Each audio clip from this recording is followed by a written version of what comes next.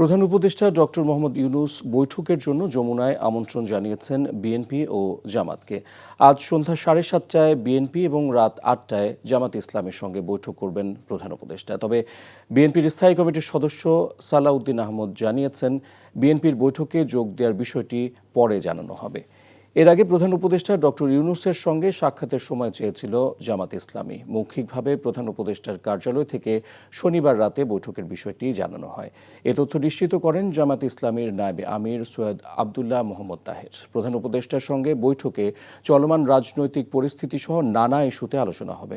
এর মধ্যে নির্বাচন, বিচার, সংস্কার, জুলাই গণঅভ্যুত্থানের পক্ষের রাজনৈতিক দলের মধ্যে ঐক্য ফিরিয়ে আনার বিষয় বিশেষভাবে গুরুত্ব পাবে।